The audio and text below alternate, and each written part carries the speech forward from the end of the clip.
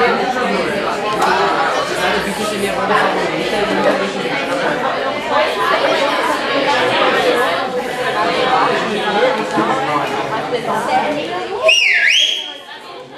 galera! Olha, uma matéria que a gente tem que retomar com carinho é termodinâmica. Porque eu, com a experiência que eu tenho em sala de aula, valeu, eu percebo a dificuldade imensa que as pessoas apresentam em termodinâmica. E mais uma vez eu peço, se tu usar o teu bom senso, se tu usar um pouquinho de matemática básica e raciocinar comigo aqui, tu vai ver que não é difícil entender as máquinas térmicas. Já que as máquinas térmicas trabalham com gases, eu preciso ter alguns conceitos anteriores de gases para poder trabalhar bem com termodinâmica. Tens que, por exemplo, lembrar que essa equação que a gente chama carinhosamente de Dibit-Pivot-Botó, ela é chamada de equação geral dos gases perfeitos. Equação geral porque ela vale em qualquer situação. Mas dos gases perfeitos, eu preciso lembrar o que é gás perfeito. Gás ideal. É o gás imaginado pelos cientistas para representar essa coisa maluca que são os gases, por exemplo, que nos envolvem agora. Gás real é os gases que existem, são de vários tipos, não é isso? Gás perfeito é o gás real que se comporta como aquele gás idealizado. É isso aí. Para que o gás real seja perfeito, alta? Isso, alta temperatura e baixa pressão. Eu lembro que eu tinha bastante dificuldade de decorar qual que era qual. Aí eu comecei a usar o isqueiro para lembrar. Eu lembro que o isqueiro, se eu aperto o botãozinho, eu abro uma válvula que faz o gás vir para a pressão atmosférica, não é? Certo? Só que lá dentro ele está líquido, dentro do isqueiro, não é isso? O que aconteceu com a pressão para ele poder ter ficado líquido? Aumentou. Então eu sei que se eu pressurizar um gás demais, ele fica líquido. E eu não quero que ele fique líquido. Por isso que é baixa a pressão. E quanto maior a temperatura, maior a agitação das moléculas, lembra? E aí as moléculas se chocando em alta velocidade, a chance delas grudar é menor. Por isso alta temperatura, baixa pressão. Já mata a questão teórica com essa lembrança. Bom, quando nós estudamos o Dibit-Pivot-Botó, nós não o fizemos de uma vez só. Nós primeiro estudamos 3 transformações térmicas separadas. Alguém lembra quem eram elas? Isotérmica. O que significa isotérmica? Temperatura não muda. Então se eu for fazer o gráfico, não vai ter temperatura, porque senão vai dar uma reta. Vai ser pressão por volume. Só são 3 as variáveis do estado do gás, né? Pressão, volume e temperatura. Temperatura sempre em Kelvin. É isso aí. Se for uma transformação isobárica, não adianta ter pressão, porque a pressão é constante, daria uma reta idiota. Então eu vou comparar volume com temperatura. E depois, se for uma transformação isocórica ou isovolumétrica, o volume é... E se o volume for constante, como é que eu vou fazer o gráfico? T por T. Pressão versus temperatura. O único gráfico esquisito é o da isotérmica. Porque essa aqui é um gráfico crescente, isso aqui é uma reta crescente. O que significa dizer que V por T na isobárica é uma reta crescente. Ou seja, dobra a temperatura, dobra o volume, triplica a temperatura. Temperatura em Kelvin. É isso aí. Depois, se eu digo que o volume é constante e faço uma reta P por T, é a mesma coisa que dizer que temperatura em Kelvin é diretamente proporcional quando o volume for constante. Essa é a primeira lei de Charles, não é isso? Primeira lei de Charles. Quando o volume de um gás é constante, a sua pressão diretamente proporcional à temperatura em Kelvin. Segunda lei de Charles, ou Charles e Gay-Lussac. Quando a pressão é constante, o volume de um gás é diretamente proporcional à temperatura em Kelvin. Porém, olha como é que é a isoterma, né? Ou seja, não é um aumenta, o outro diminui, um aumenta, o outro aumenta. É o contrário, um aumenta, o outro diminui. Lei de Boyle e Mariotte. Quando a temperatura de um gás perfeito é constante, o seu ou a sua é ao volume. Relembramos as 3 leis que nós estudamos sobre os gases. Show de bola. Mas e se tudo puder variar, a gente usa o pivot Povodó, que é a equação geral. Eu poderia usar uma medição de temperatura desde que fosse absoluta? Qualquer medição de temperatura que fosse absoluta. E até Celsius, já que a Celsius varia junto com a Kelvin, né? O problema é que se fosse Celsius não ia passar aqui no 00, ó. Se fosse Celsius não ia passar no 00, ia passar um pouco mais acima. Concorda comigo? Só isso. Agora, se for usar Fahrenheit, já não vai ficar alinhado isso, né? Porque a variação de Celsius e Fahrenheit não é linear, né?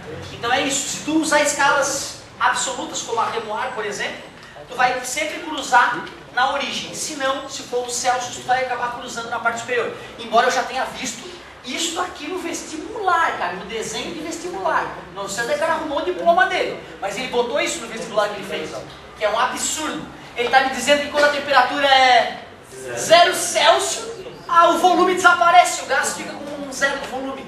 Um absurdo, né? Mas eu já vi, Kelvin fica correto. Tu vê, é uma distração boba na verdade, né? Mas é perigoso. Ô galerinha, só que nem sempre eu tenho a condição inicial e a condição final. Quando eu estou trabalhando com gás numa condição única, eu uso a equação de Clapeyron.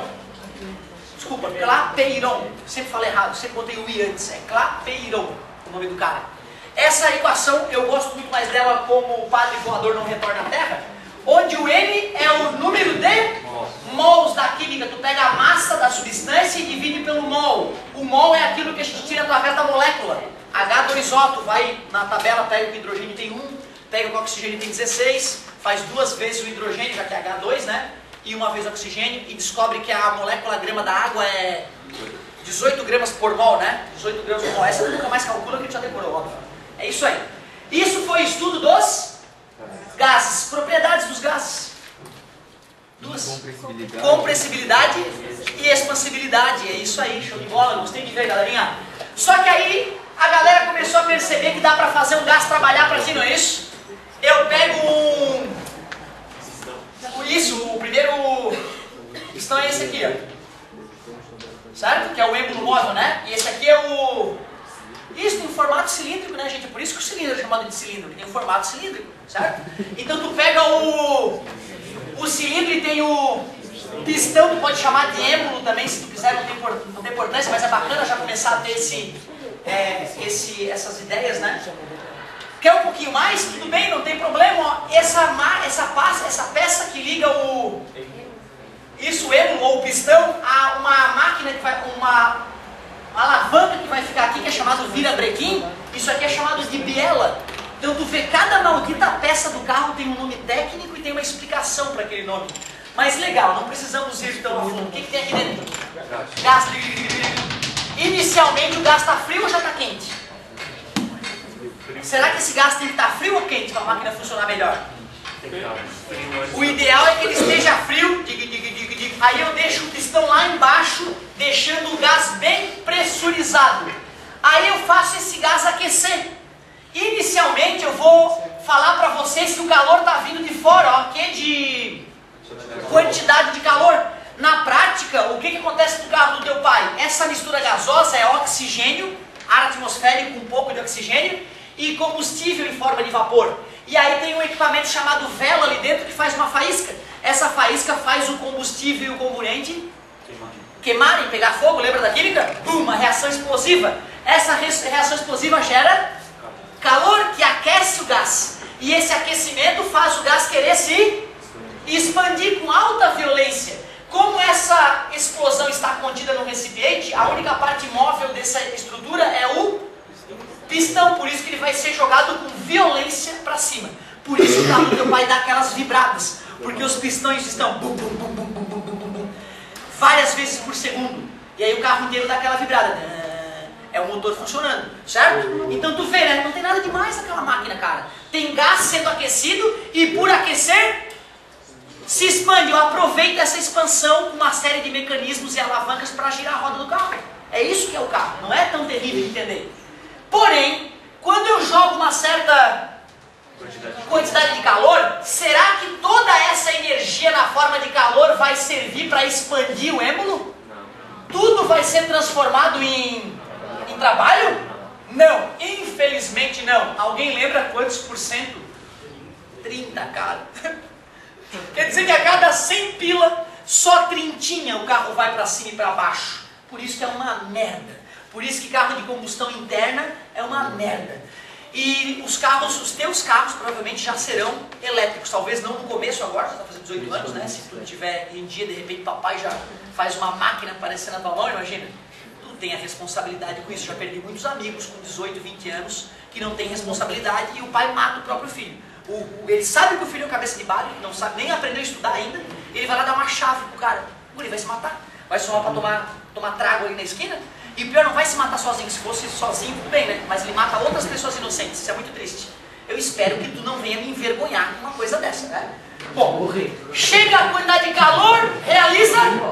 Para onde que foi o excesso de energia? Ficou dentro do gás, não ficou? Por isso que a gente chama de energia interna do gás. Eu vou chamar de ΔU. Por que delta? Isso, o gás já tinha um pouquinho de energia. Ele recebeu e ficou com mais energia. Essa diferença de energia eu represento por ΔU. Já que energia não se cria, energia não desaparece, energia só se transforma, ou seja, e se transforma se conservando, concorda comigo? Eu posso dizer que todo o calor recebido pela máquina, uma parte se transformou. Opa, trabalhou, mas uma parte... variação de energia interna, que lixo, porque a cada 100 joules os carros atuais a gasolina usam só 30 joules e 70 vai pelo cano de descarga, vai para rolar o pneu. Aliás, ontem eu vi um programa, cara, no Nedil, não, esse foi no Nedil, fábrica, acesso total, eu acho, sobre a fábrica da Michelin, aquela fábrica de pneu, né, mundialmente famosa. Não dá para acreditar como é que os bichos fabricam pneu, cara. Eu que tenho carreira de formação de engenheiro, tem dificuldade de acreditar nas técnicas que os safados usam para fabricar os pneus. É assustador, cara, muito legal. Os caras lá mostrando que trocando o tipo de pneu, bota 2 carros idênticos, bota no ponto morto, deixa o carro sair rolando só com a energia que sobrou da última acelerada. Só por trocar o pneu, um carro anda 100 metros a mais que o outro.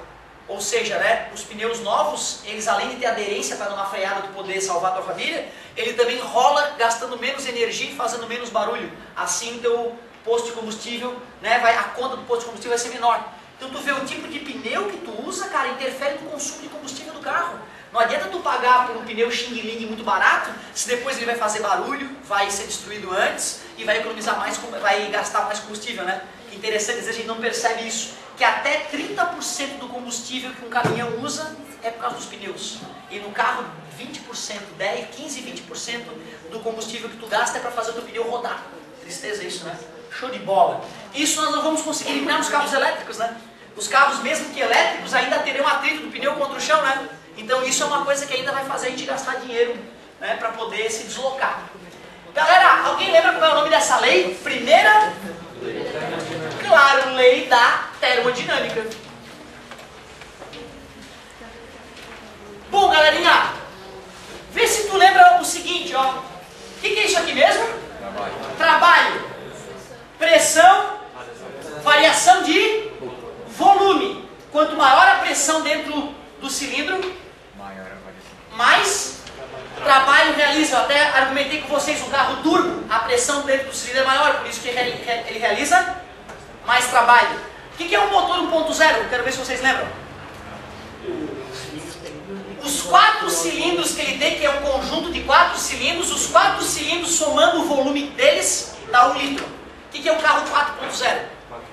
Que somando geralmente os 6 cilindros dá 4 litros. Quer dizer que cabe 4 vezes mais mistura ar combustível dentro do motor do que o carro 1.0, né? Consequência. Aí é que tá, não vai ser 4 vezes mais potente. Imagina, né, cara? Imagina se um carro 1.0 tem 100 cavalos, o carro 4.0 ia ter 400, não é? Infelizmente não é. Né? Mas bacana o raciocínio que vocês tentaram usar. Sabe por que não é assim, galera? Porque quando tu bota um cilindro a mais, tu não só está acrescentando mais energia, tu tem que colocar rolamentos do lado desse cilindro para as forças de explosão não arrebentarem o motor, então tem mais atrito também, certo? Então por isso que não é assim diretamente relacionado, mas bacana o raciocínio. Mas vocês estão certos, vai ter mais poder, vai ter mais potência, que é o nome técnico correto que se dá. Mas ter mais potência significa gastar mais energia, então não adianta tu pedir pro teu carro, papai, eu quero uns 6 canecos, 6 cilindros. Porque na verdade na hora de tu ir pra balada tu vai gastar horrores, né? Então tem que ter cuidado com isso. Ô galerinha, mas essa fórmula, vê se vocês lembram, ela tem uma limitação importante. Só serve quando a pressão for constante. E dentro de um motor com a gasolina explodindo, a pressão é constante? Nunca, né, cara? A pressão vai lá nas alturas na hora da explosão e depois diminui, depois aumenta de novo. Como é que eu vou calcular o trabalho se a pressão for variável? Alguém lembra? Eu pego o gráfico. Que gráfico? P por V e calculo o que desse gráfico? A área. E é a área embaixo da linha. Ó. Esta é a linha, então é toda esta área que eu calcularia para calcular o trabalho. O trabalho nessa situação de A para B foi positivo, negativo ou zero? Por que positivo? Porque o volume A era esse aqui, ó, e o volume B aumentou. Quem determina o sinal do trabalho é o delta V. Se o delta V foi positivo, o trabalho é positivo. Cuidado, ó. Uma situação como essa aqui, por exemplo, ó, o aluno não tem dificuldade de perceber que o trabalho foi positivo de novo. Sacanagem, né, cara? Só de a linha tá descendo dá a sensação de que alguma coisa é negativa, né? Aquela história de coeficiente angular ser positivo, ser negativo, talvez te perturbe, né? Mas tu tem que olhar pro... Olha o volume inicial, meu querido, VA. E olha lá o volume final, VB. O volume aumentou ou não aumentou? Sempre que um gás se expande, o trabalho é... Sempre que um gás se contrai, o trabalho é negativo. E se o volume não é alterado? O trabalho é zero, ou seja, na transformação isovolumétrica o trabalho é sempre nulo. Tudo bem para vocês? Legal, uma série de revisões interessantes. Mas espera aí, uma máquina ela não se repete? Ela não repete o processo várias vezes? Não tem um ciclo? Tu lembra que eu te ensinei a calcular trabalho para transformação cíclica? Tinha só um macetezinho que tu não podia esquecer. Porque o ciclo pode ser no sentido horário ou anti-horário. Outra, não se preocupem com o formato do ciclo, tá, gente? Pressão, volume, pressão, volume. Vou colocar um ciclo no sentido horário, ó as setinhas, e vou botar um ciclo no sentido anti-horário, redondo por praticidade. Como é que calculo o trabalho nessas situações? A área de novo, mas que área? Dentro do ciclo. A área dentro do ciclo, essas áreas representam o trabalho. E quando que o trabalho é positivo, quando que é negativo? Positivo, quando a parte mais alta está expandindo. Ó, o amigo ele não decorou. Ele não decorou, ele entendeu. Ele percebeu que daqui para cá, como o volume aumenta, o trabalho é... E seria toda essa área até embaixo.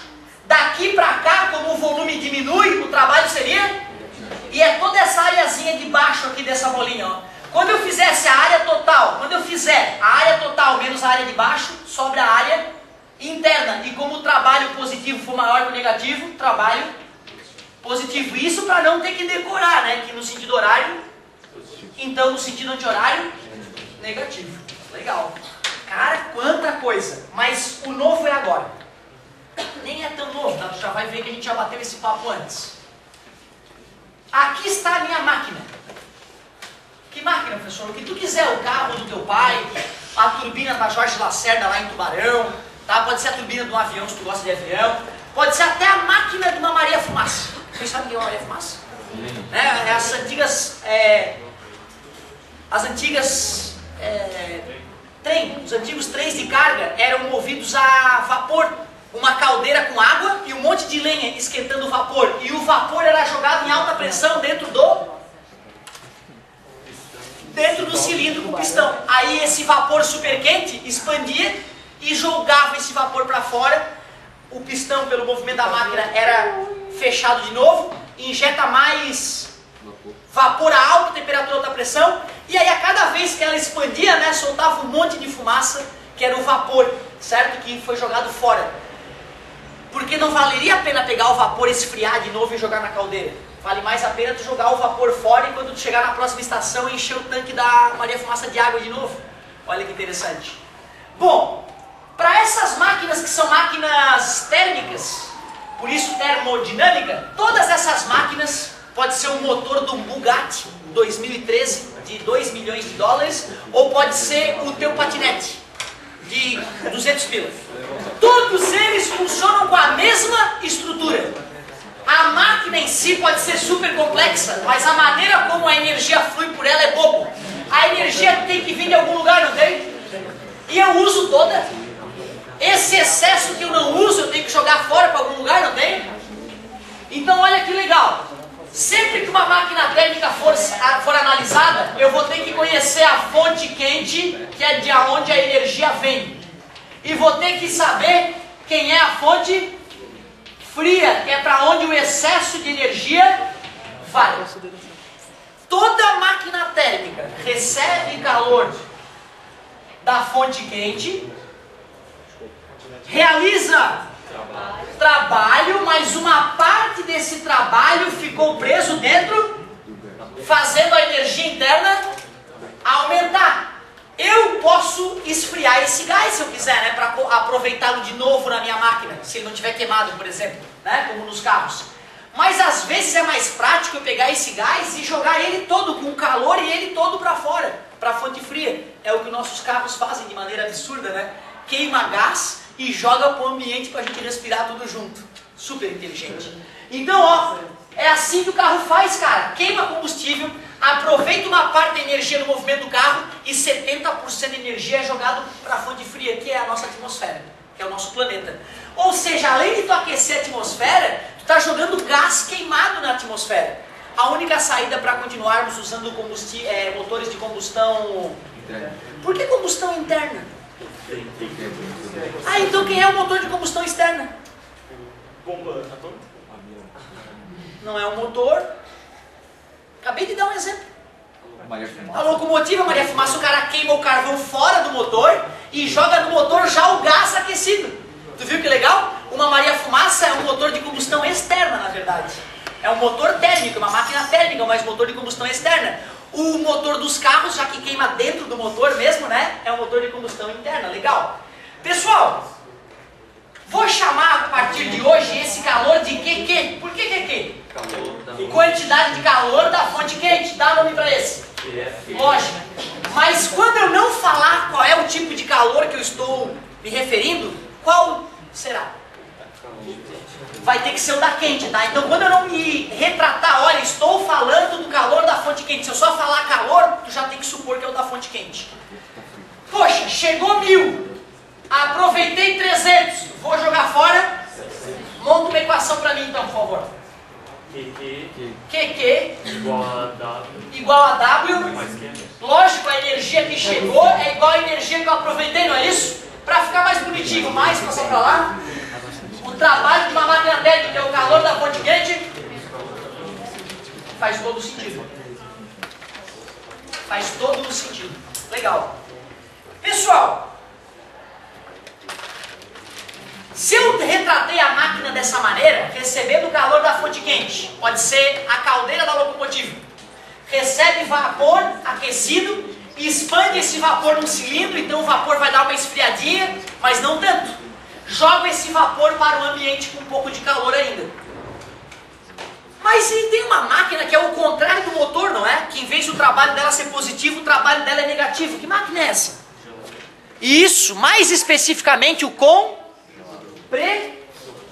Se o motor libera trabalho, o compressor exige trabalho. Eu tenho que espremer um gás para ele ficar com alta pressão, não é isso? E realmente a galera tá certa, o compressor é um dos equipamentos básicos das geladeiras. Vou aproveitar que eu te mostrei a máquina térmica quente para aproveitar o embalo e te mostrar a máquina térmica fria. É isso aí que compõe os refrigeradores que tanto são fundamentais para a nossa vida. O mais interessante é que não mudou nada, ó. Continua a máquina, continua duas regiões para onde o calor vai fluir. Uma é a fonte e a outra é a fonte. Só que eu vou te perguntar, qual é o objetivo desse refrigerador ou máquina térmica fria? Legal, é deixar o teu refrigerador sempre geladinho, não é isso? Mas o teu refrigerador, ele está isolado do mundo? Não, infelizmente as camadas que isolam ele do ambiente externo, elas não são perfeitas. E outra, tem que abrir ele para buscar alguma coisa lá dentro, né? Nessa hora mesmo o ar frio é mais denso, né? Quando tu abre a porta do refrigerador, escoa um monte de ar frio que tu não enxerga e entra um monte de ar quente pela parte superior do refrigerador. Por isso que a tua mãe sempre te pediu, abre e fecha a geladeira logo. É o momento que tu mais gasta energia ao usar a geladeira. Geladeira parada lá fechadinha, ela é econômica. Agora, se toda hora alguém está abrindo ela, está entrando ar quente, saindo ar frio, né? Ela vai ter que trabalhar mais para equilibrar a temperatura. Tudo bem? Tudo. Já que eu quero deixar isso aqui frio e o calor fluido quente, como o ambiente está mais quente que essa fonte fria, que é o refrigerador da tua geladeira, vai começar a calor penetrar. E aí a temperatura começa a esquentar. O que a tua máquina vai fazer? Vai retirar esse calor. Para que eu possa retirar o calor da fonte fria, isso não vai acontecer de maneira mágica, porque é antinatural, né? O calor vai do quente para o frio, eu estou querendo fazer o contrário. Eu vou ter que realizar trabalho. Aqui está o papel do compressor. Eu estou espremendo gás no compressor, depois eu posso explicar melhor por quê, para fazer o calor ir para a fonte quente. Observem o diagrama de energia de uma fonte, de uma máquina quente e de uma máquina fria. Qual é a única diferença? O sentido da energia. O sentido flui oposto, né? De forma oposta ao dos motores. Motores e refrigeradores. Máquina térmica fria, máquina térmica quente.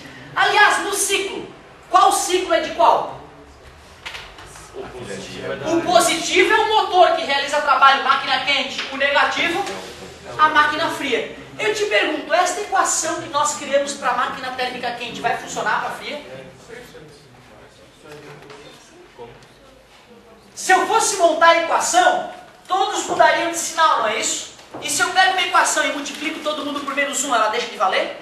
Não, ou seja, esta fórmula continua valendo para a máquina térmica ou para motores e refrigeradores. Não muda nada. Como? Tem que inverter, só que olha só. Não é mesmo? Eu multipliquei todo mundo por menos 1, lembra que na matemática a gente toda hora faz isso? Então, por que eu vou usar isso se dará a mesma resposta que isso, né? Então não precisa, na verdade, porque eu multipliquei ambos os lados por menos 1. Certo? Legal. Ô galera, olha só. A coisa que eu acho que mais chama a atenção de toda a discussão que nós tivemos de termodinâmica é lembrar que, infelizmente, a cada 100 pila, 70 vai pelo cano de descarga, pelo ralo, para o lixo, ajudar no aquecimento global e na poluição. Está pagando, então, 70 pila, né, a tua contribuição, e 30 pila vai para cima e para baixo. Cara, hoje isso é fantástico, porque na época do James Watt, lembra do inventor da máquina a vapor, lá em 1700 e cacetada, as máquinas tinham rendimento às vezes de 5%. A cada 100 de lenha que o cara colocava lá na máquina, a máquina só trabalhava 5. Aí era triste, hein? Então tu imagina a quantidade de carvão que era necessária naquela região da Revolução Industrial. Porque motor de combustão interna foi depois. Primeiro era tudo de combustão externa. E tu imagina, antes de ter gás como na nossa casa tem ou energia elétrica, como é que as pessoas cozinhavam? Lenha, fogão a lenha. Ou seja, era lenha para tudo. Cada maldita fábrica que se criava precisava de mais. E a floresta vizinha já estava condenada. Vamos ter que mandar buscar lenha lá na PQP. Ficou mais caro. Concorda comigo? Eu logo vou chegar pro fabricante da minha máquina e vou falar: amigo, essa tua máquina é uma merda. Eu achava maravilhoso, mas agora que eu não tenho mais lenha, que a lenha subiu o preço da lenha, tu arruma isso aí. E aí os projetistas começaram a tentar fazer máquinas cada vez mais econômicas, cada vez com melhor rendimento. E o cara que deu o golpe final nessa história de melhorar o rendimento das máquinas foi o tal do Carnot. Lembra dele? Não chegamos a falar do Carnot ainda não, né? Certo? A pronúncia correta é Carnot, né? Claro que se alguém quiser falar Carnot, não tem problema nenhum. Só não fala que eu te ensinei, né? O ciclo de Carnot é a maneira mais eficiente que existe, e isso está comprovado matematicamente hoje, de aproveitar a energia de um gás. O Carnot fez um estudo difícil de, em poucas palavras, traduzir, mas um estudo bastante complexo, e ele escreveu um livro. Se eu não me engano, é Reflexões sobre a Potência Motriz do Fogo. Esse é o título do livro que ele escreveu. reflexões sobre a potência motriz do fogo, ou seja, ele já sabia que o fogo pode movimentar as coisas, só que ele tinha descoberto uma maneira de fazer isso com o melhor rendimento possível.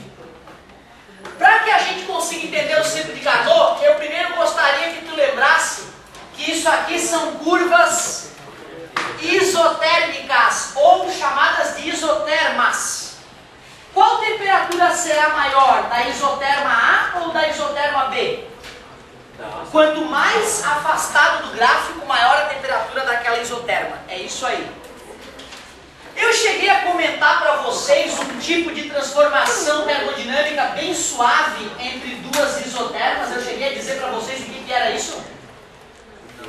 Nesse curso desse ano nós não falamos sobre isso ainda, né? Imaginem vocês que eu tenho dois objetos à mesma temperatura um do lado do outro. Vai haver troca de calor? Não, porque para haver troca de calor tem que haver diferença de temperatura. Então imaginem que um corpo está a 10 graus e que o outro está a 10,0001. É grande ou pequena a diferença de temperatura? Grande ou pequena a transferência de calor? É, né? Quanto mais próximas as temperaturas de dois corpos, menor a transferência de calor.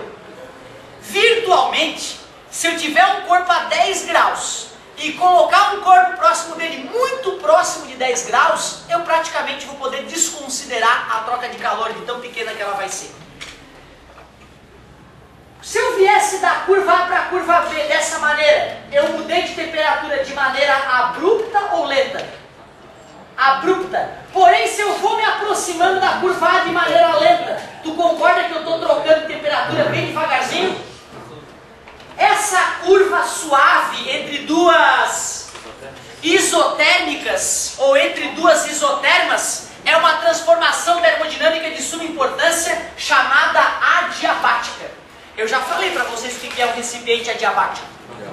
Que não troca calor com o meio ambiente, que não troca calor com o meio no qual ele está. Então, ó, a partir de hoje, tu vai ter que conseguir reconhecer o que são transformações adiabáticas. Transformações adiabáticas. O que significa adiabático? Isso, não troca calor com o meio. Posso dizer assim, ó, Q igual a 0. Não troca calor com o meio. Tu viu como é que eu fiz aquele desenho?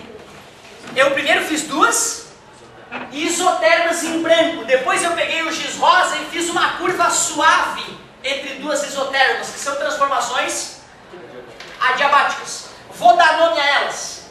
A, B, C e D. E vou apagar as outras linhas para nosso raciocínio não ficar embotado.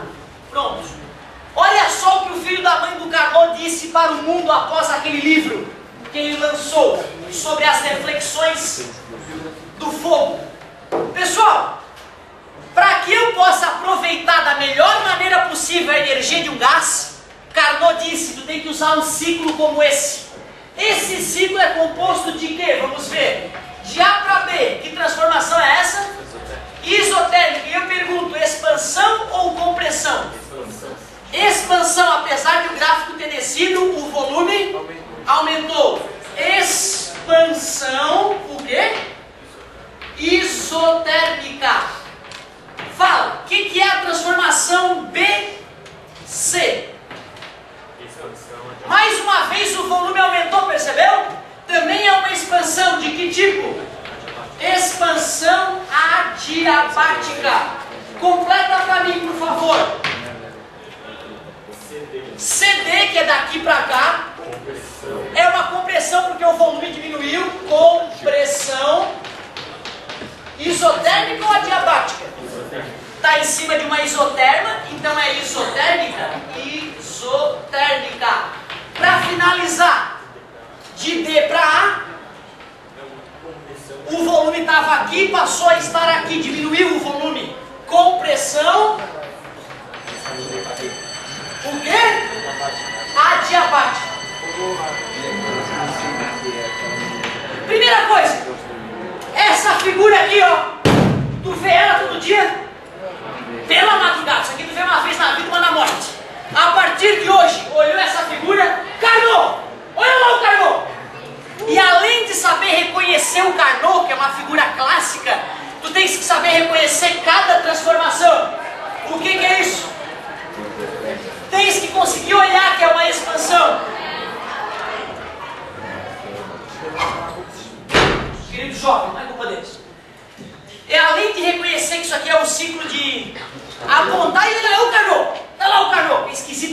aquela figura.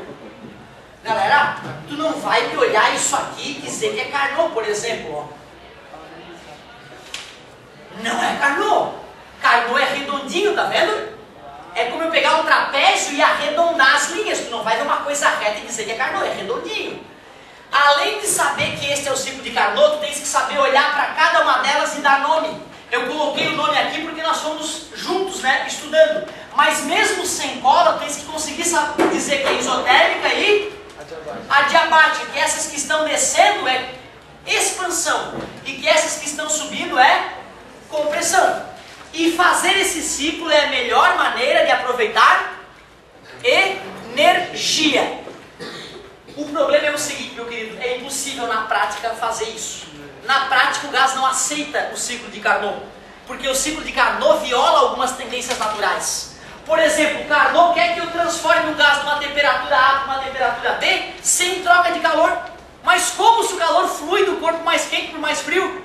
O importante é tu saber que o ciclo de Carnot é um ciclo hipotético, imaginado. Na prática ele não existe. Outra, quando eu digo que o ciclo de Carnot tem o melhor rendimento de todos, não é 100%. Porque o rendimento de uma máquina nunca será. Mas o bacana é que se tu quiser calcular o rendimento de uma máquina de Carnot, como assim uma máquina de Carnot?